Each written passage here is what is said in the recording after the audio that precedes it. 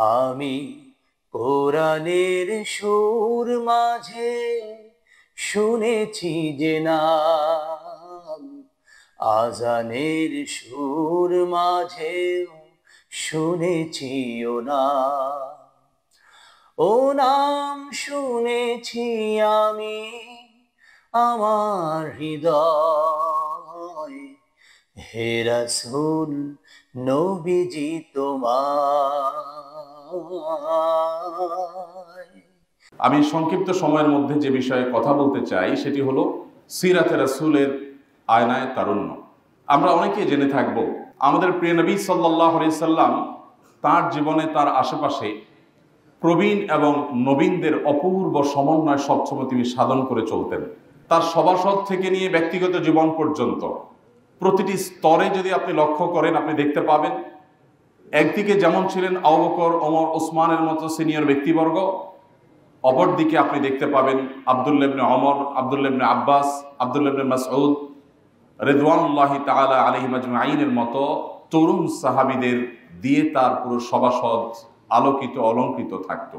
প্রিয় নবী সাল্লাল্লাহু আলাইহি ওয়াসাল্লাম তার বিশেষ মনোযোগ ছিল সবসময় তরুণদের প্রতি, তারুণ্যের প্রতি। তার হাদিসের যে ভান্ডার আছে সেখান থেকে আপনি দেখবেন জীবনের অন্য কোনো সময় নিয়ে, সেটা শৈশব হোক কিংবা বার্ধক্য হোক অথবা পরিণত বয়স হোক, অন্য কোনো সময় নিয়ে প্রিয় নবী সাল্লাল্লাহু আলাইহি ওয়াসাল্লাম এতগুলো কথা বলেননি যতগুলো কথা বলেছেন তারুণ্যকে ঘিরে। আপনি দেখবেন আমাদের প্রিয় নবী সাল্লাল্লাহু আলাইহি ওয়াসাল্লামের বিভিন্ন হাদিসে তিনি ইয়া মাশারাশ শাবাব, হে তরুণ সম্প্রদায় বলে আলাদাভাবে তরুণদেরকে তিনি অ্যাড্রেস করে কথা বলেছেন। আপনি দেখবেন না যে তিনি মধ্যবয়সী মানুষদেরকে আলাদা করে অ্যাড্রেস করে বলেছেন হে মধ্যবয়সী মানুষেরা, হে বৃদ্ধা নারীরা, হে বৃদ্ধ পুরুষেরা। এভাবে নবী করিম সাল্লাল্লাহু আলাইহি সাল্লাম সাধারণত সচরাচর সম্বোধন করে কথা বলতেন না। প্রিয় নবী সাল্লাল্লাহু আলাইহি সাল্লামের কতখানি মনোযোগ ছিল আপনাদের প্রতি, আমাদের প্রতি, বিশেষভাবে তার মনোযোগ ছিল তারুণ্যের প্রতি। এটি তার তরুণদেরকে বিশেষভাবে অ্যাড্রেস করে করে, সম্বোধন করে করে মায়াভরা কণ্ঠে বিভিন্ন নাসিহা এবং দিক নির্দেশনা যে দিয়েছেন সেখান থেকে দিনের আলোর মতো পরিষ্কার।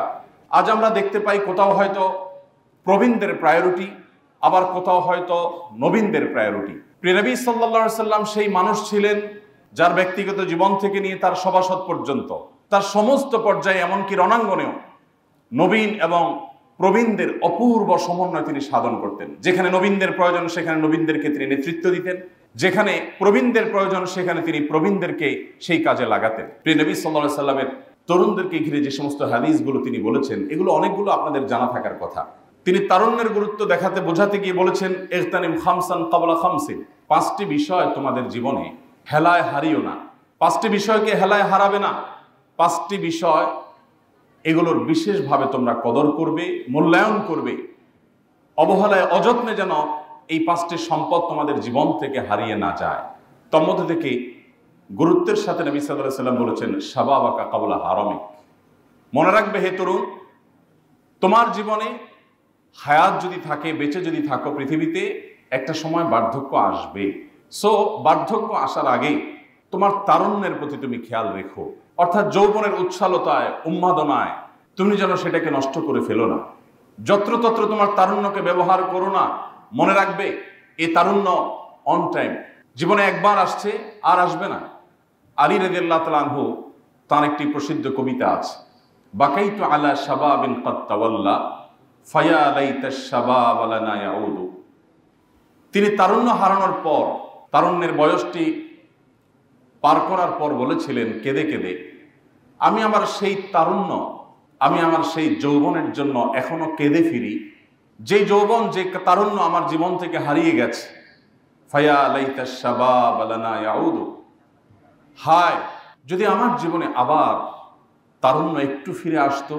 ফালাউ কানা শাবাব ইউবাউ বাইআন, পৃথিবীর কোনো বাজারে যদি তারুণ্য বিক্রি হতো, পৃথিবীর কোনো মার্কেটে, কোনো শপিং মলে, কোনো কোম্পানির কাছে যদি যৌবন কেনা যেত, লা আতাইতুল মুবাইআ মা ইউরিদু, তবে বিক্রেতা যত সম্পদ, যত বিনিময়, যত মূল্যই চাক না কেন, আমি আমার সকল সহায় সম্পদ সবকিছু দিয়ে হলেও জীবনে মুহূর্তের জন্য তারুণ্যকে ক্রয় করার চেষ্টা করতাম।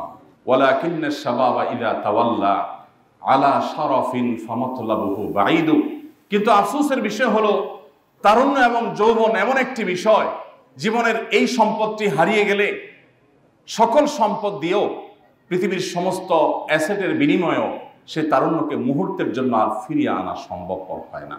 আমাদের নবী করিম সাল্লাল্লাহু আলাইহি সাল্লাম তারুণ্য এবং যৌবনের এই সময়টাকে এত বেশি গুরুত্ব আরোপ করেছেন যে তিনি আমাদেরকে আলাদা করে বলেছেন, শাবাবাকা ক্বাবলা হারামিক। মনে রাখবে, এই তারুণ্য তোমার আজীবন থাকবে না, একটা সময় শেষ হয়ে যাবে, ক্ষয় হয়ে যাবে। অতএব এই তারুণ্য তোমার হেলায় তুমি হারাবে না, এটাকে যথাযথ ব্যবহার করবে। নবী করিম সাল্লাল্লাহু আলাইহি ওয়াসাল্লাম তিনি তরুণদেরকে উৎসাহ দিয়ে, উদ্দীপনা দিয়ে, প্রেরণা দিয়ে বলেছেন, সাবআতুন ইউযিল্লুহুমুল্লাহু ফি যিল্লিহি ইয়াওমা লা যিল্লা ইল্লা যিল্লুহ। কিয়ামতের ভয়াবহতম দিনে যখন সূর্য মানুষের মাথার খুব কাছাকাছি অবস্থান করবে, বৈজ্ঞানিকভাবে সূর্য এত কাছাকাছি থাকলে জ্বলে পড়ে ছাই হওয়ার কথা, কিন্তু আখিরাত বলে কথা, পার্থিব জীবনের কোনো কিছুর সাথে আখিরাতের জীবনের কোনো কিছুর সাথে কোনো তুলনা চলবে না। সেখানকার দৃশ্য, সেখানকার পরিবেশ, সেখানকার পরিস্থিতি, সেখানকার অবকাঠামো, সেখানকার সব কিছু হবে সম্পূর্ণ ডিফারেন্ট। আমরা পৃথিবীর যে বাস্তবতা দেখছি, এটা দেখে আখিরাতকে অনেক সময় তুলনা করে ফেলি, যেটা আমাদের ভুল হয়। তো নবী করিম সাল্লাল্লাহু আলাইহি সাল্লাম কিয়ামতের সেই ভয়াবহতম পরিস্থিতিতে তরুণদের জন্য একটি সুসংবাদ দিয়ে বলেছেন, 7 শ্রেণীর মানুষকে আল্লাহ তাআলা কিয়ামতের ভয়াবহতম দিনে, যখন মানুষ পাগলের মতো অস্থির থাকবে, কারোর পরনে কাপড় থাকবে না, ভয়াবহতা এমন চরমে পৌঁছাবে যে কাপড় পরনে আছে কি নেই সেটি দেখবার মতো ফুরসতটুকু মানুষের থাকবে না। এরকম কঠিন পরিস্থিতিতে মানুষ আল্লাহর কাছে যখন পানা চাইতে থাকবে যে, আল্লাহ, যদি আমাদের জাহান্নাম ফয়সালা হয়ে থাকে তবে জাহান্নামেই দিন, তবুও কিয়ামতের এই দুর্বিষহ পরিস্থিতি থেকে আপনি মুক্তি দিন। নবীদের কাছে মানুষ দৌড়ে গিয়ে আকুতি জানাবে, আল্লাহর কাছে ফরিয়াদ করুন যেন বিচার কার্য আল্লাহ তাআলা শুরু করেন। এই দুর্বিষহ, এই কঠিন পরিস্থিতি আমরা সইতে পারছি না। ঠিক সেই কঠিন পরিস্থিতিতে নবী করিম সাল্লাল্লাহু আলাইহি সাল্লাম বলেছেন, 7 শ্রেণীর মানুষকে আল্লাহ রাব্বুল আলামিন আল্লাহর আরশের ভিআইপি প্যান্ডেলে আল্লাহ তাআলা জায়গা দিবেন, স্থান দিবেন। কোনো কষ্ট তাদেরকে স্পর্শ করবে না, তারা জান্নাতি নেয়ামতের মধ্যে অবস্থান করবে। সেই 7 শ্রেণীর মানুষের মধ্যে দ্বিতীয় শ্রেণীর কথা উল্লেখ করে নবী সাল্লাল্লাহু আলাইহি সাল্লাম বলেছেন, শাবুন নাশআ ফি ইবাদাতিল্লাহ। ওই তরুণ, ওই তরুণী, ওই যুবক, ওই যুবতী যে তার যৌবনকে, যে তার তারুণ্যকে তার রবের ইবাদতের জন্য বিসর্জন করেছে, উৎসর্গ করেছে, রিজার্ভ করে রেখেছে, পুরো তারুণ্যকে আল্লাহর উদ্দেশ্যে যে অবস্থাপন করেছে, ব্যবহার করেছে, যার তারুণ্যকে সে কালিমা মিশ্রিত হতে দেয়নি, তার তারুণ্যে কোনো মাস্তানি, কোনো গুন্ডামি, কোনো অসৎকর্ম, কোনো অন্যায়, কোনো পাপাচার, এগুলো দ্বারা সে কোনোভাবে নষ্ট হতে দেয়নি।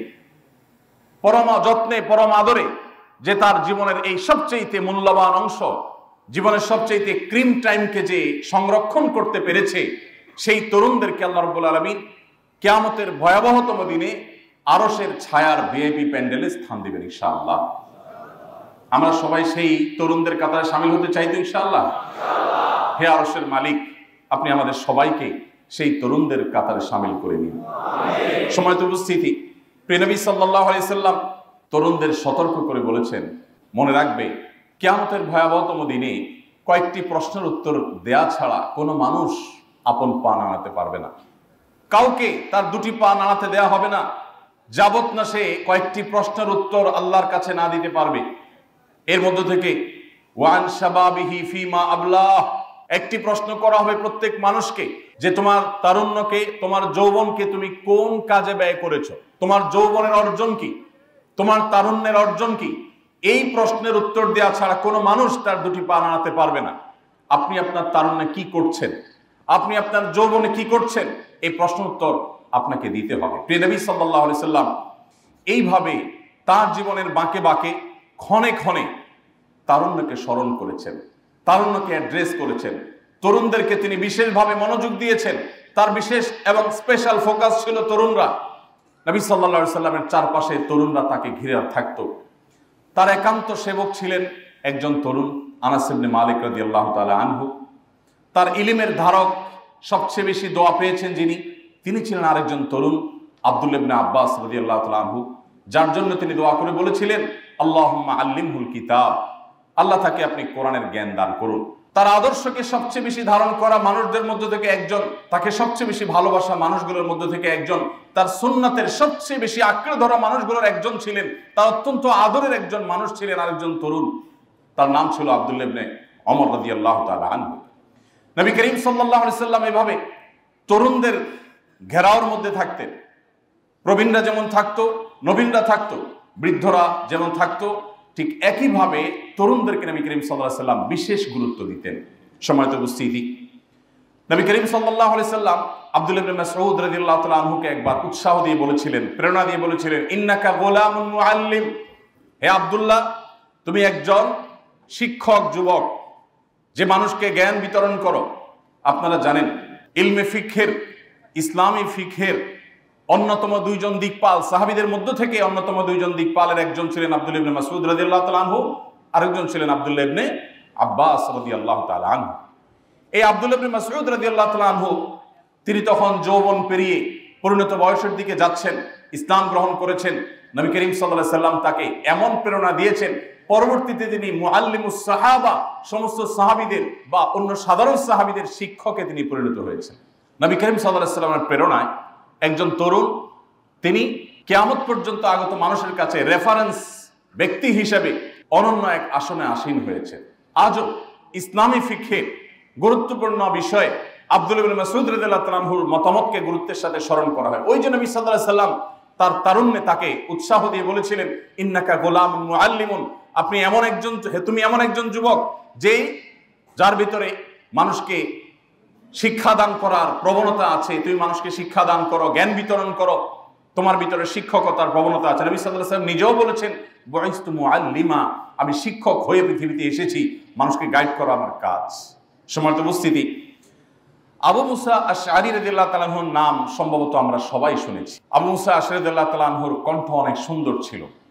নবী করিম সাল্লাল্লাহু আলাইহি সাল্লাম এই তরুণকেও প্রশংসা করে প্রেরণা দিয়ে দাউদ আলাইহিস সালামের বংশধরের, দাউদ আলাইহিস সালামের যে কণ্ঠ ছিল, সে কণ্ঠের মাধুর্য যে আল্লাহ তাআলা তাকেও দিয়েছেন, তাকে সেই কথা বলে অনুপ্রাণিত করেছেন। অর্থাৎ এভাবে নবী সাল্লাল্লাহু আলাইহি সাল্লাম বিভিন্ন সময় তারুণ্যকে উৎসাহ দিতেন, তিনি প্রেরণা দিতেন এবং তাদেরকে সাহস যোগাতেন।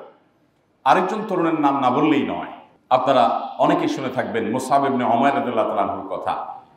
মুসআব ইবনে উমাইর রাদিয়াল্লাহু তাআলা আনহু, এই সাহাবী আমার জীবনে এত বেশি প্রভাব ফেলেছেন যে আমার ছেলেদের মধ্যে এক ছেলের নাম রেখেছি আমি মুসআব। নবী করিম সাল্লাল্লাহু আলাইহি সাল্লাম মুসআব ইবনে উমাইর রাদিয়াল্লাহু তাআলা আনহুকে মদিনায় পাঠিয়েছেন ইসলামের দাওয়াত দেওয়ার জন্য। এত চমৎকার ভাবে নবী করিম সাল্লাল্লাহু আলাইহি সাল্লামের দূত হিসাবে, নবী সাল্লাল্লাহু আলাইহি সাল্লামের প্রতিনিধি হিসাবে মদিনাতে ইসলামকে এত সুন্দরভাবে উপস্থাপন করেছেন যে মদিনায় হিজরতের প্রেক্ষাপট রচনা করেন এই তরুণ সাহাবী, এবং তার মাধ্যমে মদিনার অনেক বড় বড় ব্যক্তিরা ইসলামের ছায়াতলে আসতে পারে। ইসলামের ইতিহাসের যে সোনালী যুগ পরবর্তীতে রচিত হয়েছে, এর পেছনের নেপথ্যের নায়কদের অন্যতম ছিলেন একজন তরুণ সাহাবী মুসআব ইবনে উমাইর রাদিয়াল্লাহু তাআলা আনহু। নবী করিম সাল্লাল্লাহু আলাইহি সাল্লামের অত্যন্ত প্রিয়, অত্যন্ত আস্থার, অত্যন্ত ভালোবাসার তারুণ্যের আরেকটি চরিত্রের নাম হলো যায়েদ ইবনে সাবিত রাদিয়াল্লাহু তাআলা আনহু। যায়েদ ইবনে সাবিত রাদিয়াল্লাহু তাআলা আনহুকে বয়সে তরুণ হওয়া সত্ত্বেও নবী সাল্লাল্লাহু আলাইহি সাল্লাম একটি গুরু দায়িত্ব দিয়েছিলেন।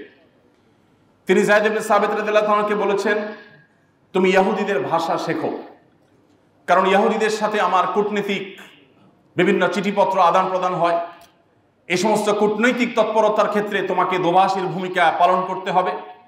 তাদের চিঠিপত্রের অনুবাদ তুমি আমাকে করে দিতে হবে। আমার দেওয়া চিঠিপত্র, আমার দেওয়া বার্তা বাণী, এগুলো তাদের মাঝে তুমি পৌঁছাতে হবে। যায়েদ ইবনে সাবিত রাদিয়াল্লাহু তাআলা আনহু নবী করিম সাল্লাল্লাহু আলাইহি ওয়াসাল্লামের নির্দেশ পালন করে এই গুরু দায়িত্ব তিনি তার কাঁধে তুলে নিয়েছিলেন, এবং তিনি শিখেছিলেন ইহুদিদের ভাষা এবং অত্যন্ত চমৎকার ভাবে নবী করিম সাল্লাল্লাহু আলাইহি ওয়াসাল্লামের দোভাষীর কাজ করেছিলেন। বয়সে তিনিও কিন্তু একজন তরুণ ছিলেন। সম্মানিত উপস্থিতি, নবী করিম সাল্লাল্লাহু আলাইহি ওয়াসাল্লাম মক্কা বিজয়ের পর যখন মক্কা থেকে তিনি বাহিরে যাবেন, মক্কা রাষ্ট্রের দায় দায়িত্বগুলো বুঝিয়ে দেওয়ার জন্য তিনি বেছে নিয়েছেন একজন তরুণকে। সেই তরুণের নাম হলো আত্তাব ইবনে উসাইদ রাদিয়াল্লাহু তাআলা আনহু। অনেক বৃদ্ধ আরো অন্য বয়সের মানুষ থাকা সত্ত্বেও এমন একজন তরুণকে আমাদের প্রিয় নবী সাল্লাল্লাহু আলাইহি সাল্লাম মক্কায় তার প্রতিনিধি হিসাবে রাষ্ট্র পরিচালনার দায়িত্ব দিয়েছিলেন, যার বয়স 20 বা 21 ছিল। বিভিন্ন ঐতিহাসিকরা বলেছেন 21ও তার বয়স তখনও পরিপূর্ণ হয়নি। এরকম একজন টকবগে যুবককে তিনি মক্কায় তার প্রতিনিধি হিসাবে পুরো দায়িত্ব তার কাঁধে তুলে দিয়ে তারপর নবী সাল্লাল্লাহু আলাইহি ওয়াসাল্লাম সেখান থেকে গিয়েছেন। তরুণরা নবী করিম সাল্লাল্লাহু আলাইহি ওয়াসাল্লামের কাছে কত গুরুত্বপূর্ণ ছিলেন, যুবকদের প্রতি নবী সাল্লাল্লাহু আলাইহি ওয়াসাল্লামের কি মনোযোগ ছিল, কয়েক ঘন্টা আলোচনা করলে বোধহয় সেটি শেষ করা সম্ভবপর হবে না। সময়ত উপস্থিতি, আমরা আরেকজন সাহাবীর নাম জানি, আব্দুল্লাহ ইবনে হুযাফা রাদিয়াল্লাহু তাআলা আনহু। নবী করিম সাল্লাল্লাহু আলাইহি ওয়াসাল্লাম তাকে আরেকটি গুরু দায়িত্ব দিয়েছিলেন। মদিনা রাষ্ট্রের তরফ থেকে, পক্ষ হতে প্রিয় নবী সাল্লাল্লাহু আলাইহি ওয়াসাল্লামের প্রতিনিধি হিসাবে, তার দূত হিসাবে বড় বড় প্রভাবশালী রাজা বাদশাদের কাছে নবী করিম সাল্লাল্লাহু আলাইহি ওয়াসাল্লাম এই সাহাবী আব্দুল্লাহ ইবনে হুযাফা রাদিয়াল্লাহু তাআলাকে পাঠিয়েছেন। কতটা গুরুত্ব তিনি তরুণদেরকে দিতেন, কতটা ভালোবাসতেন তরুণদেরকে, তার একটা উজ্জ্বল উদাহরণ হলো এই আব্দুল্লাহ ইবনে হুযাফা রাদিয়াল্লাহু তাআলা আনহু। নবী করিম সাল্লাল্লাহু আলাইহি ওয়াসাল্লামের একান্ত সেবা করার জন্য সবারই আগ্রহ ছিল। সবাই চাইতেন নবী সাল্লাল্লাহু আলাইহি ওয়াসাল্লামকে একান্তে সেবা দিতে, তার খেদমত করতে। কিন্তু তিনি সেই সুযোগটা দিয়েছেন আরেকজন তারুণ্যের দিকে অগ্রসর হতে যাওয়া একজন সাহাবীকে, আনাস ইবনে মালিক রাদিয়াল্লাহু তাআলা আনহু, যার নাম। ঠিক একইভাবে আমরা দেখেছি অগণিত তরুণদের ভিড়ে নবী করিম সাল্লাল্লাহু আলাইহি ওয়াসাল্লাম বসবাস করতেন এবং তরুণদেরকে তিনি এতটা ভালোবাসতেন। আমরা যারা বয়সে তরুণ আছি, বয়সে যারা নবীন আছি, আমাদের কি সেই ভালোবাসার প্রতিদান দেওয়া উচিত নয়? নবী করিম সাল্লাল্লাহু আলাইহি ওয়াসাল্লাম তিনি আমাদেরকে যতটা ভালোবেসেছেন, তার যতটা মনোযোগ ছিল তারুণ্যের প্রতি, তার সেই ভালোবাসার সর্বোত্তম প্রতিদান হবে নবী করিম সাল্লাল্লাহু আলাইহি ওয়াসাল্লাম তরুণদেরকে যেভাবে দেখতে চেয়েছেন, যেমন তরুণের চিত্র তিনি অঙ্কন করেছেন, যে তরুণের স্বপ্ন তিনি দেখেছেন, তারুণ্যকে তিনি যে গাইড করেছেন, আজকের তারুণ্য যদি সেই পথে হাঁটে তবে সেটাই হবে নবী করিম সাল্লাল্লাহু আলাইহি ওয়াসাল্লামের প্রতি আমাদের কৃতজ্ঞতার সবচাইতে উজ্জ্বল উদাহরণ।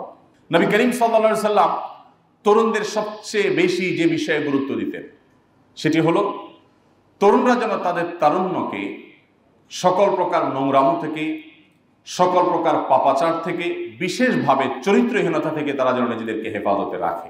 কারণ আপনারা জানেন তারুণ্যের এই সময়টা, এটা পৃথিবীকে জয় করার সময়। অতি সম্প্রতি আমরা দেখেছি নতুন বাংলাদেশ গড়ে দেওয়ার এই অসাধ্য সাধন করেছিল তরুণেরা। তরুণরাই আমাদের সামনে থেকে নেতৃত্ব দিয়েছে এবং পুরো কাজটির শুরু থেকে শেষ পর্যন্ত সহস্তে সুসম্পাদন করে ছেড়েছে তরুণেরা। আবারও প্রমাণ হলো তার মাধ্যমে যে তরুণরা জাগলে পৃথিবী জেগে যাবে।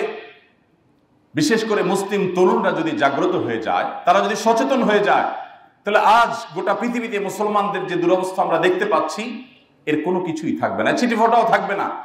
মুসলমানদের অবস্থা পরিবর্তনের জন্য তরুণদেরকে জাগতে হবে, তরুণদেরকে নড়ে চড়ে বসতে হবে, তাদের আত্মপরিচয় তাদেরকে খুঁজে বের করতে হবে। আজ আক্ষেপ হয় সেই তারুণ্যের প্রতি, যেই তারুণ্য পশ্চিমা সভ্যতা, পশ্চিমা কৃষ্টি এবং কালচারের প্রভাবে মাথা নুয়ে ফেলে, যে সেখানে নিজেকে বিক্রি করে ফেলে, যে তার জীবনকে, যৌবনকে পশ্চিমা তারুণ্যের প্রভাবে তাদের মধ্যে হারিয়ে ফেলে। আমার অত্যন্ত কষ্ট হয়, আফসোস হয় সেই তারুণ্য দেখে। মনে রাখবেন, আপনি তাদের বংশধর, আপনি তাদের সন্তান, যারা তাদের তারুণ্যের পুরো সময়টাকে সর্বোত্তম ব্যবহার করে গোটা বিশ্ব চরাচরকে তারা জয় করেছেন। আপনি সে আব্দুল্লাহ ইবনে ওমরের সন্তান, আপনি সে আব্দুল্লাহ ইবনে আব্বাসের সন্তান, আপনি সে আবু হুরায়রা রাদিয়াল্লাহু তাআলা আনহুর সন্তান, আপনি সে ওমরের সন্তান। আজ মুসলিম তারুণ্য আমরা আমাদের আত্মপরিচয় আমরা ভুলে গেছি। আমরা জানি না আমরা সেই নবীর উম্মত, যেই নবী আমাদের যৌবনকে, আমাদের তারুণ্যকে সকল প্রকার নোংরামো, সকল প্রকার দুশ্চরিত্র থেকে সংরক্ষণ করবার জন্য সবচেয়ে বেশি গুরুত্ব আরোপ করেছেন। কারণ একজন যুবক যদি তার যৌবনের সমস্ত চাহিদাগুলোকে আল্লাহর আদেশ এবং নিষেধ দ্বারা নিয়ন্ত্রণ করতে পারে, ফিল্টার করে চলতে পারেন, এই যুবক, তার দ্বারা বিশ্ব জয় করা সম্ভব। আমার আফসোস হয় আজ সেই যুবককে দেখে, যে যুবক একজন খেলোয়াড়, যিনি বিশ্বময় অনেক বেশি পরিচিত, পপুলার, এরকম কোন তারকা খেলোয়াড়কে যদি কেউ পুলিশের সমস্ত ব্যারিকেড, সমস্ত বাধা ডিঙ্গিয়ে মাঠের মধ্যে গিয়ে যদি আলিঙ্গন করে ফেলে, তার সাথে সেলফি তুলে ফেলে, তাহলে তাকে আমরা সাহসী যুবক আখ্যায়িত করি। আমরা মনে করি সে অনেক কিছু করে ফেলেছে, অথচ আমরা ভুলে গেছি আমরা সেই সাহাবীদের সন্তান। নবী করিম সাল্লাল্লাহু আলাইহি সাল্লাম যাদের তারুণ্যকে হাতে গড়ে এমন ভাবে তৈরি করেছিলেন, যারাই অর্ধ পৃথিবীকে মুসলমানদের পায়ের নিচে এনে ছেড়েছিলেন। আমরা ভুলে গেছি আমরা তাদের সন্তান। আমাদের আদর্শ হয়ে গেছে এখন পশ্চিমারা। নবী করিম সাল্লাল্লাহু আলাইহি সাল্লাম আমাদের এই তারুণ্যকে সংরক্ষণ করবার জন্য, বিশেষ করে আমাদের এই তরুণ বয়সে, যৌবন বয়সে বিবাহ বহির্ভূত সম্পর্ক না করবার ব্যাপারে তিনি এত বেশি গুরুত্ব আরোপ করেছেন যে এই একটি বিষয়ের মধ্যে একজন মুসলিম তরুণের উন্নতি অগ্রগতি কতটুকু হবে না হবে, তার দ্বারা মুসলিম মিল্লাতের কতটুকু উপকার হবে না হবে, তা নিরূপণ হয়ে যায় তার তারুণ্যে, তার যৌবনে তিনি তার চরিত্রকে কতটা হেফাজত করতে পেরেছেন বা পারেননি তার উপরে। দেখুন, গোটা পৃথিবী আজ আপনাকে বলবে ধর্ষণ করা যাবে না, পাশবিক নির্যাতন করা যাবে না। পৃথিবীর সমস্ত সভ্যতায় সেটা অপরাধ, মহা অপরাধ, শাস্তিযোগ্য অপরাধ, ঘৃণ্য কর্ম। কিন্তু কিভাবে এই পাশবিক নির্যাতন, এই ধর্ষণ থামানো যায়, সেই কথা পৃথিবীর কোন সভ্যতা আপনাকে খুব বলিষ্ঠভাবে বলতে পারবে না। মুহাম্মদ সাল্লাল্লাহু আলাইহি সাল্লামের শরীয়ত আপনাকে বলে দিবে তার উপায়। সমাজ যখন বকে যায় তখন সেটাকে নিয়ন্ত্রণ করার জন্য মানুষ ভাবে, আর আল্লাহ প্রদত্ত ওহীর জ্ঞান দ্বারা যারা পরিচালিত হয় তাদেরকে আল্লাহ রাব্বুল আলামিন আগে থেকেই, সমস্যা সৃষ্টি হওয়ার আগে থেকেই বাঁধ দেওয়ার শিক্ষা দিয়েছে। নবী করিম সাল্লাল্লাহু আলাইহি সাল্লাম তার অত্যন্ত স্নেহের একজন তরুণ সাহাবী আলী রাদিয়াল্লাহু তাআলা আনহুকে বলেছিলেন, ইয়া আলী লা তুতবি'আন নাযরাতান নাযরাহ, তুমি কোনো অপাত্রে যে নারীর প্রতি দৃষ্টিপাত করা তোমার জন্য হারাম করা হয়েছে, তোমার কল্যাণার্থে, তোমার সমাজের সুস্থ স্বাভাবিক বিকাশের স্বার্থে যে নারীর দিকে তোমাকে, তার সৌন্দর্য তোমাকে অবলোকন করতে নিষেধ করা হয়েছে, তুমি ইচ্ছাপূর্বক ভাবে তার দিকে তাকাবে না, এবং যদি প্রথম দৃষ্টি তোমার পড়ে যায় দ্রুততার সাথে নিজেকে সংযত করে নিবে, কারণ এটি তোমার জন্য হালাল নয়। দেখুন, নবী করিম সাল্লাল্লাহু আলাইহি সাল্লাম বলেছেন, মানুষের চোখ দেখে প্রথমে জেনা লিপ্ত হয়, এরপর তার মনের জেনায় সে লিপ্ত হয়, এরপর সে চূড়ান্ত জেনার পথে, ব্যভিচারের পথে সে হাঁটে এবং পথ মারায়। এভাবে নবী করিম সাল্লাল্লাহু আলাইহি সাল্লাম তারুণ্যের চরিত্রকে হেফাজত করার কথা বলেছেন। তিনি যুবকদেরকে লক্ষ্য করে বলেছেন, ইয়া মাশারাশ শাবাব, হে তরুণ সম্প্রদায়েরা, মান ইসতাতা মিনকুমুল বাআতা ফালইয়াতাযাওয়াজ, তোমাদের চরিত্রকে হেফাজত করবার জন্য, তোমাদের চরিত্রকে সংরক্ষণ করবার জন্য, কালিমা থেকে মুক্ত রাখবার জন্য তোমাদের যাদের সাধ্য সামর্থ্য আছে তারা যেন বিবাহ শাদী করে।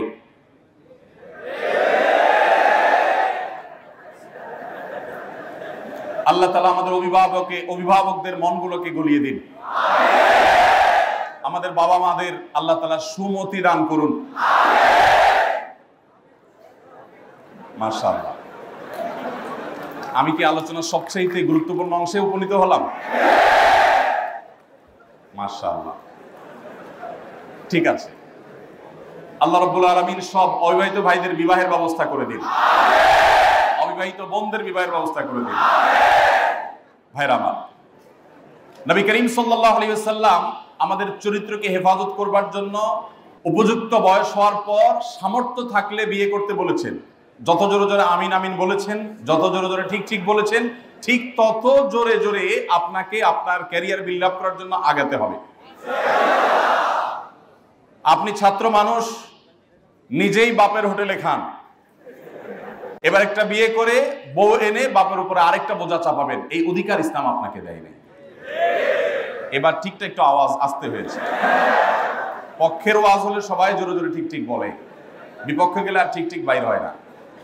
যাই হোক, তো ভাইরা আমার, খুবই গুরুত্বপূর্ণ ইস্যু। যেই যুবক তার যৌবন কালে যা দেখে তাতেই সে অস্থির হয়ে যায়, ব্যাকুল হয়ে যায়, নিয়ন্ত্রণহীন হয়ে যায়, আত্মনিয়ন্ত্রণ রাখতে পারে না, যেখানে সেখানে কাত হয়ে পড়ে, চিত হয়ে পড়ে, যেখানে সেখানে সে সারেন্ডার করে বসে এবং নিজেকে কোনোভাবে কন্ট্রোল করতে পারে না, আমি বলি এই যুবকদের দৃষ্টান্ত হলো ডায়রিয়া রোগের মতো।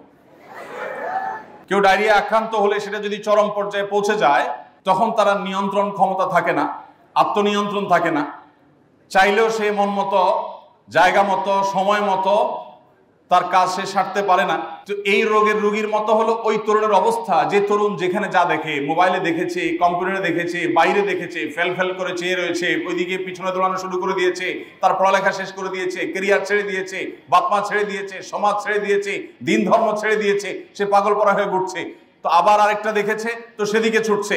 যে যুবক এভাবে যা দেখে সেদিকেই ছুটে, যেখানে যায় সেখানে কাত হয়ে পড়ে, সব জায়গায় নিয়ন্ত্রণহীন হয়ে যায়, সেই যুবকের দৃষ্টান্ত হলো ডায়রিয়া রোগীর মতো নিয়ন্ত্রণহীন। সিরিয়াস আলাম। দেখুন, মুসলিম তরুণের দৃষ্টান্ত হলো যে সে পাহাড় সম দৃঢ়তার অধিকারী হবে, যেখানে সেখানে সে নিয়ন্ত্রণহীন হয়ে যাবে না, সে বৈধ আর অবৈধ খুঁজবে, সে তার বুক ভরা সমস্ত ভালোবাসাগুলোকে জমিয়ে রাখবে তার বৈধ সঙ্গী সঙ্গিনীর জন্য। দেখুন, পৃথিবীর সমস্ত সভ্যতা আপনাকে বলবে যে তুমি বিবাহ করেছো, এই অবস্থায় তুমি আরেকজন নারীর সাথে বা কোনো নারী তিনি বিবাহ করেছেন, তিনি আরেকজন পুরুষের সাথে যদি সম্পর্ক রাখে, এই সম্পর্কটা অবৈধ। এটা পৃথিবীর সমস্ত সভ্যতাই স্বীকার করে। ইসলাম তার চাইতে আরো এক কাঠি এগিয়ে। ইসলাম বলে বিবাহের পর তোমার জীবন সঙ্গী জীবন সঙ্গিনীর রাইট বা তার অধিকারের দিকে খেয়াল করতে গিয়ে তুমি আরেকজনের দিকে দৃষ্টিপাত করবা না বা আরেক দিকে তুমি যাবা না, অগ্রসর হবা না। এটা যেরকম তোমার নৈতিক দায়িত্বের মধ্যে পড়ে, এর চাইতে আরো গুরুত্বপূর্ণ বিষয় হলো তোমাকে আরো প্রোঅ্যাক্টিভ হতে হবে। অর্থাৎ তোমার জীবনে কেউ না কেউ তোমার জীবনে আসবে, যদি কপালে বিবাহ লেখা থাকে কেউ না কেউ তোমার জীবনে আসবে। যে তোমার জীবনে আসবে সেই মানুষটির জন্য তোমার সমস্ত ভালোবাসাকে জমিয়ে রাখবে।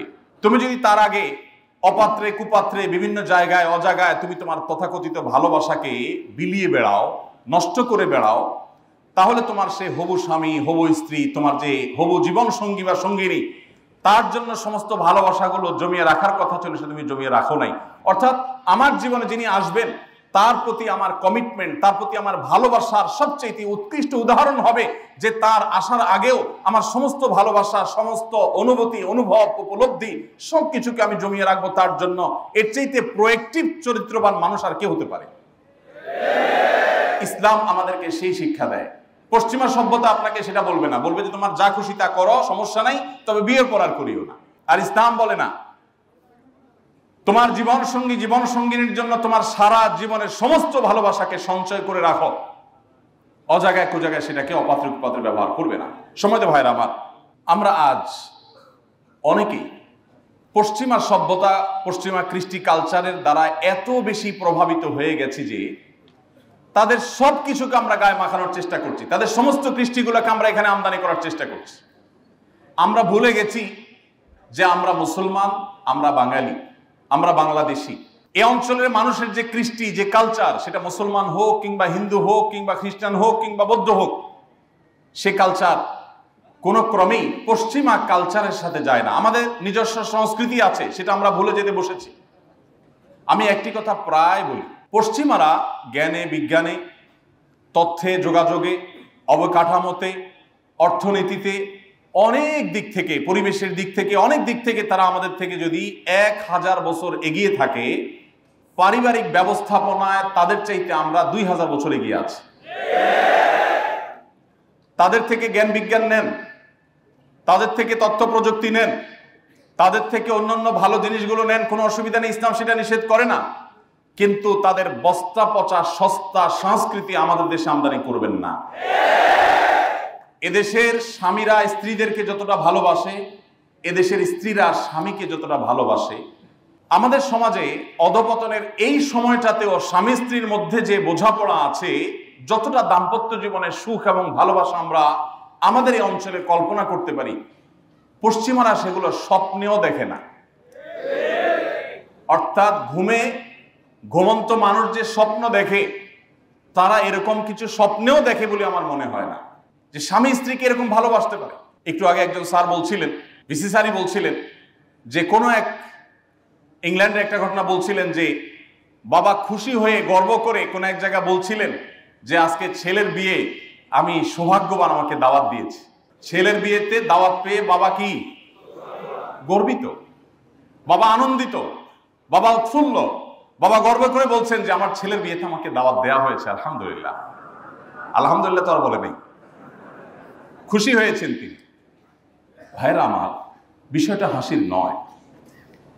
আপনি কদিন আগের একটা পত্রিকার নিউজ দেখেছেন নিশ্চয়ই, জাপানে কয়েক বছরের মধ্যে অগণিত মানুষ, বহু মানুষ, তারা মরে বাসার মধ্যে পচে গলে দীর্ঘদিন পর তাদের লাশ দুর্গন্ধ যখন ছড়িয়ে পড়েছে তখন তাদেরকে দরজা ভেঙে উদ্ধার করা হয়েছে।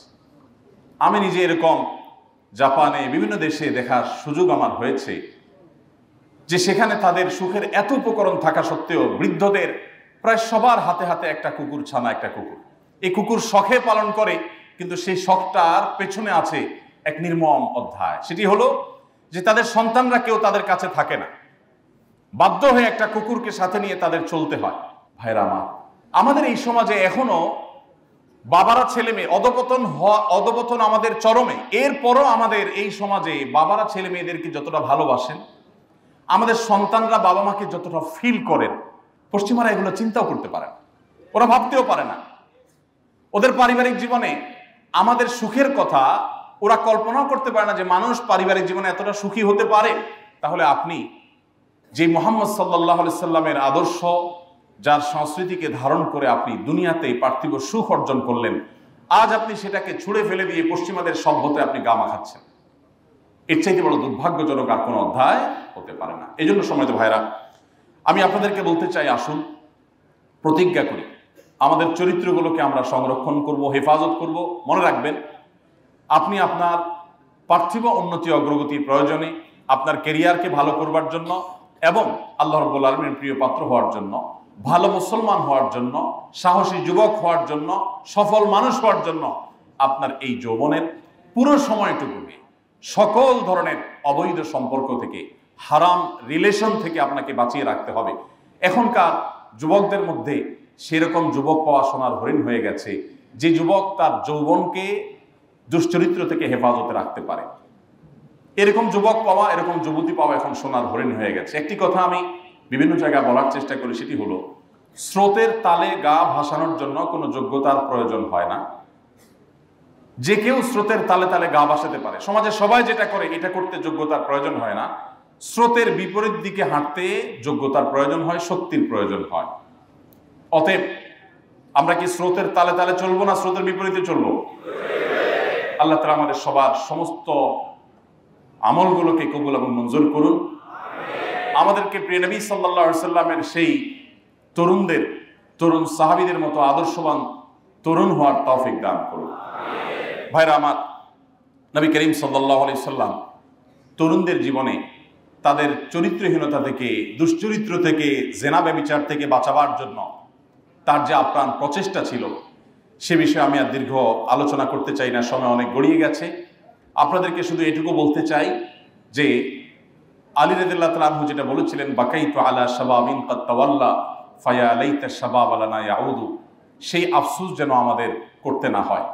আপনি যদি কিয়ামতে আল্লাহর কাছে আর কিছু না নিয়ে যান, শুধুমাত্র এটুকু বলেন, আল্লাহ আমি শুধুমাত্র ঈমানের পর 5 ওয়াক্ত নামাজ পড়েছি, শিরক এবং বড় অপরাধগুলো থেকে, গুনাহগুলো থেকে বেঁচে থেকেছি, আর আমার তারুণ্যকে কোনো প্রকার কলঙ্ক থেকে মুক্ত রাখতে পেরেছি, আমার বিশ্বাস আল্লাহর বরকতের কাছে আপনি সাকসেস এবং সফল তরুণ হিসাবে, সফল মুসলিম হিসাবে দাঁড়াতে পারবেন। ডক্টর খন্দকার আব্দুল্লাহ জাহাঙ্গীর রহমতুল্লাহ আলাইহি বলতেন, আমার মতো দাড়ি পাকা যুবক, তিনি তার কথা বলতেন যে আমার মতো দাড়ি পাকা বৃদ্ধ, আমি যদি রাত জেগে তাহাজ্জুদের নামাজ পড়ি তাতে যে পরিমাণ সওয়াব পাবো, তোমরা তরুণরা শুধুমাত্র 5 ওয়াক্ত নামাজের পাশাপাশি তোমাদের তারুণ্যকে যদি নষ্টামি থেকে, নোংরামি থেকে, ব্যভিচার থেকে, হারাম রিলেশন থেকে বাঁচাতে পারো, তো আমার বিশ্বাস আমার মতো বৃদ্ধের তাহাজ্জুদের চাইতে অনেক বেশি আল্লাহর প্রিয় পাত্র তোমরা হতে পারবে। তা আপনারা চেষ্টা করবেন তো ইনশাআল্লাহ? আল্লাহ রাব্বুল আলামিন আমাদের সবাইকে, আমাদের তারুণ্যকে সকল ধরনের নষ্টামি থেকে, নোংরামি থেকে, অবৈধ সম্পর্ক থেকে বাঁচাবার তৌফিক দান করুন। ভাইরা আমার, বিশেষভাবে আপনাদেরকে আমি অনুরোধ করব, কোরআনে কারীমের সূরা ইউসুফ আপনারা একটু পাঠ করবেন। ইউসুফ আলাইহিস সালাম কিয়ামত পর্যন্ত আগত সমস্ত তরুণদের জন্য কোরআনের দেওয়া সবচেয়ে উত্তম উদাহরণ, সবচেয়ে ভালো দৃষ্টান্ত। তিনি কিভাবে তার তারুণ্যকে হেফাজত করেছিলেন।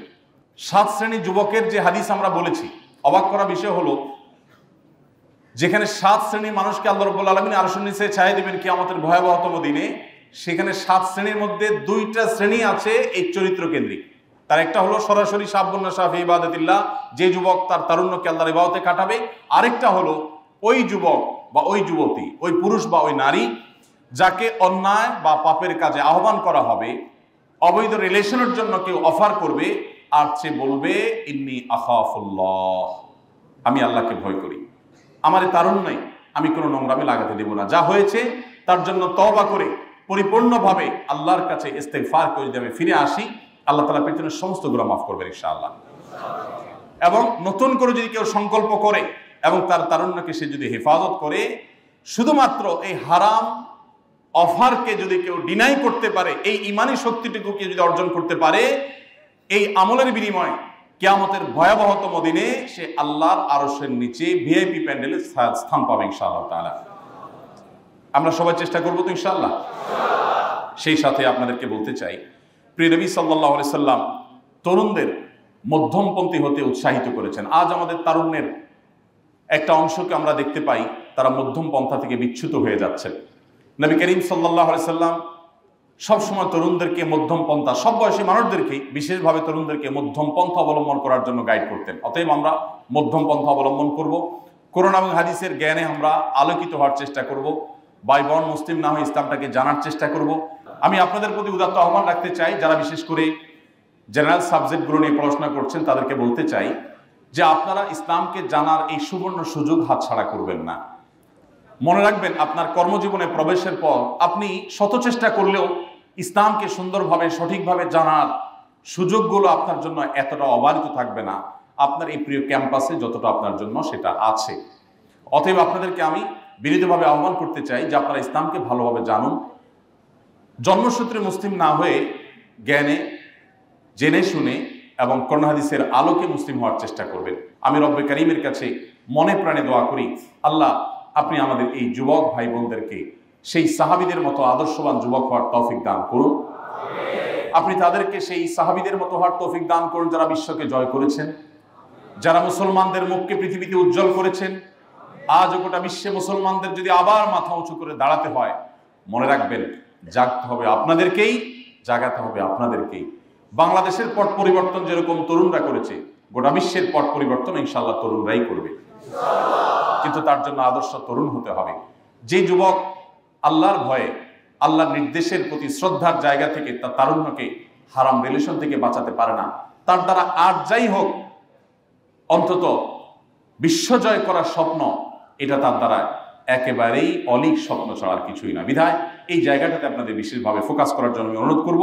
এবং সেই সাথে আমি শেষ অনুরোধ যেটি রেখেছি তা হলো, আপনারা মধ্যম পন্থা অবলম্বন করার পাশাপাশি ইসলামী জ্ঞানে নিজেরা সমৃদ্ধ হবেন, অন্যদেরকে সমৃদ্ধ করবেন। আল্লাহ রাব্বুল আলামিন এই প্রতিষ্ঠানকে গোটা বিশ্ব মানবতার কল্যাণে পৃথিবীতে সবচেয়ে বেশি ভূমিকা রাখার মতো একটা প্রতিষ্ঠান হওয়ার তৌফিক দান করুন। এই প্রতিষ্ঠানের প্রত্যেক শিক্ষার্থীকে আল্লাহ রাব্বুল আলামিন আলোকবর্তিকা হিসাবে কবুল এবং মঞ্জুর করুন। আমি মনে প্রাণে আবারও কৃতজ্ঞতা জ্ঞাপন করছি কর্তৃপক্ষের, যারা আমাকে সুযোগ করে দিয়েছেন এখানে দাঁড়াবার জন্য। আর এত লম্বা সময় ধরে আপনারা যে আমার এই বক্তব্য তথা আমার এই আলাপচারিতা খুব ধৈর্য ধারণ করে শুনেছেন, আপনাদের এই ধৈর্য পরীক্ষায় উত্তীর্ণ হওয়ার জন্য আপনাদেরকে অভিনন্দন। জাযাকুমুল্লাহ খাইর। আসসালামু আলাইকুম ওয়া রাহমাতুল্লাহ।